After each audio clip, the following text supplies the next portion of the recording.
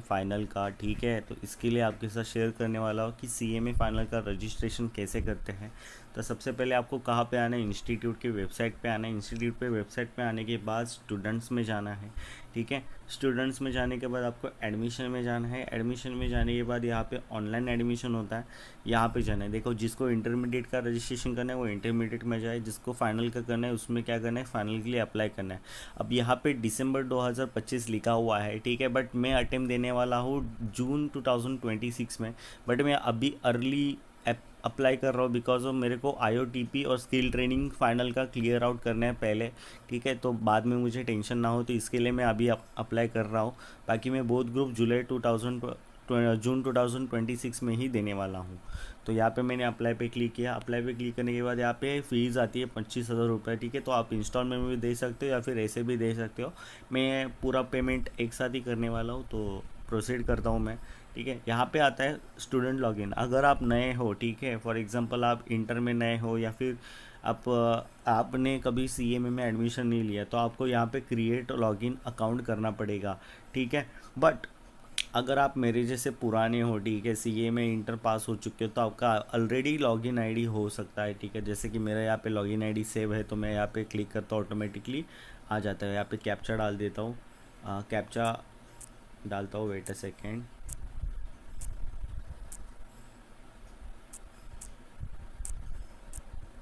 सो यहाँ पे कैप्चा डाल के हो गया, लॉगिन कर लेता हूँ। सबसे पहले हमें क्या करना है, लॉगिन कर लेना है। लॉगिन करने के बाद ऐसा सरफेस आएगा आपका, ठीक है। तो आपको कहाँ पे जाना है, ये 3 डॉट्स पे क्लिक करना है। यहाँ पे जाने के बाद आपको एडमिशन दिखेगा, एडमिशन पे क्लिक करना है। यहाँ पे आएगा enrolment to final course, enrolment to final course. ऐसे ही CMA फाउंडेशन अगर किसी ने क्लियर किया रहेगा तो उसको भी CMA इंटरमीडिएट का ऐसे ही एडमिशन लेना है, ठीक है। यहाँ पे हम जाते हैं, ठीक है। यहाँ पे दिसंबर 2025 syllabus, application number, etcetera etcetera सब कुछ दिया हुआ है। तो हाईएस्ट क्वालिफिकेशन क्या है मेरा, तो CMA इंटरमीडिएट। मैंने CMA इंटरमीडिएट के बोथ ग्रुप्स क्वालिफाइड होने के बाद ही हम CMA फाइनल के लिए अप्लाई कर सकते। तो यहाँ पे मैंने किया, रेगुलर टाइप है मेरा, ठीक है। उसके बाद मैंने ओरल लेना है, पोस्टल लेना है। मैं पोस्टल लूँगा बिकॉज ओरल में 75% अटेंडेंस चाहिए और लेक्चर भी इतने खास नहीं होते, इसके लिए मैं पोस्टल लूँगा। पोस्टल का मीनिंग ये होता है कि बुक्स आपके घर पे आएंगी और आपको कोई भी क्लास वास ज्वाइन करने की ज़रूरत नहीं। तो यहाँ पे मैंने पोस्टल सिलेक्ट कर लिया।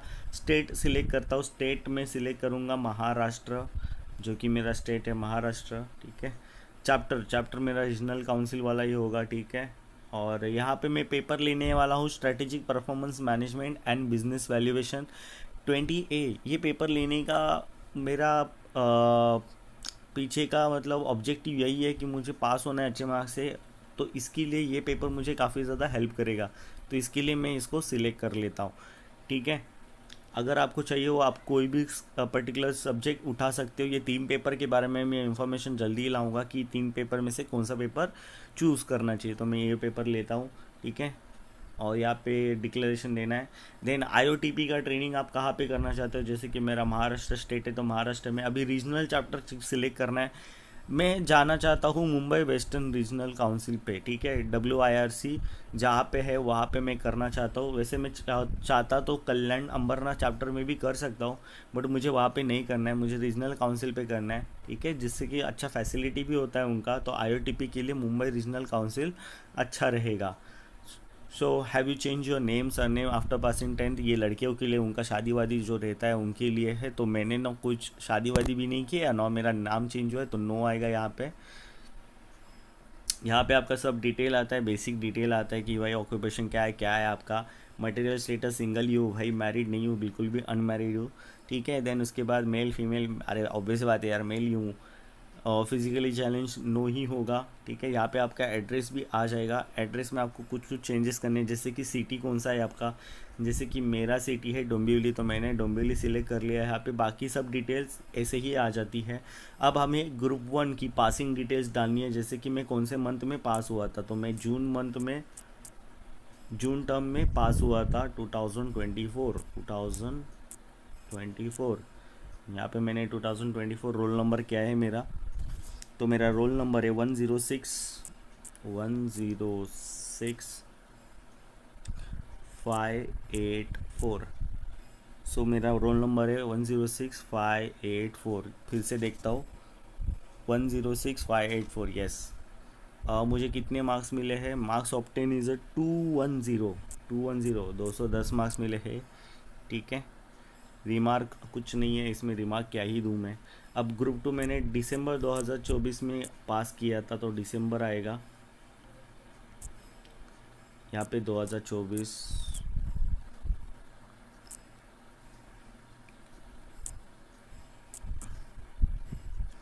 अब यहाँ पे आएगा मेरा रोल नंबर है 307473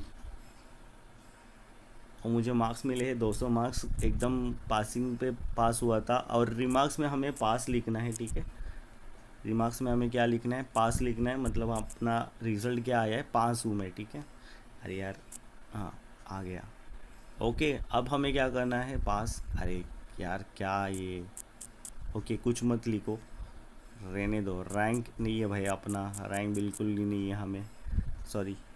तो हमें क्या करना है? ये पासिंग का है, सेव एंड नेक्स्ट कर देना है। सेव एंड नेक्स्ट करने के बाद आपका पूरा एप्लीकेशन का नंबर आ जाएगा। ये एप्लीकेशन का नंबर आपको कॉपी करके लेना है, इन द फ्यूचर रेफरेंस आपको काम आएगा। अब यहाँ पे क्या करना है? आपको पासपोर्ट फ़ोटो डालना है और सिग्नेचर डालना है, आइडेंटिटी प्रूफ, एज प्रूफ, सीमे इंटर मार्कशीट बोथ ग्रुप्स, ये दोनों डालना है।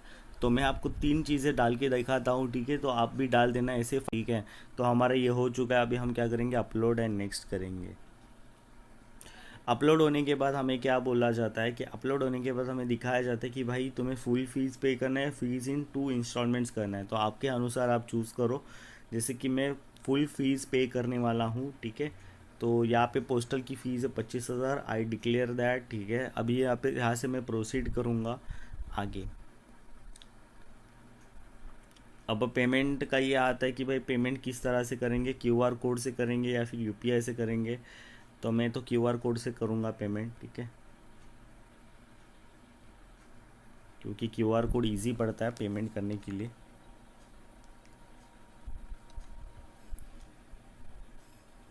वेट अ सेकेंड, पेमेंट कर रहा हूँ थोड़ा।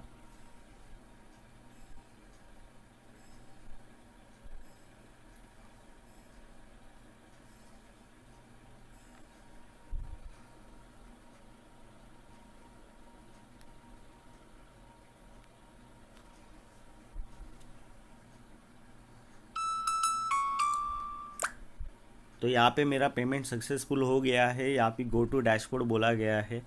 उसके बाद में मैं डैशबोर्ड में जाता हूँ। अगर ऐसा मैसेज पॉपअप नहीं आया पेमेंट सक्सेसफुल का तो भी कोई इशू नहीं है। यहाँ पे देखो मैंने एप्लीकेशन कर दिया है, ठीक है। जो भी मेरा इन्फॉर्मेशन ये यहाँ पे आ गया है, CMA फाइनल के लिए मैंने यहाँ पे पोस्टल के लिए अप्लाई कर दिया है। इसी तरह से आपको भी अप्लाई कर देना है, ठीक है। और उसके बाद क्या होगा? आपका रजिस्ट्रेशन नंबर आ जाएगा और आपका जो भी स्टेटस है वो भी आ जाएगा। व्यू स्टेटस करोगे तो आपको पूरा इन्फॉर्मेशन मिल जाएगा कि भाई अप्लाइड है कि या क्या है, मतलब प्रोसीड आ जाएगा पूरा हो जाने के बाद आपका सब कुछ।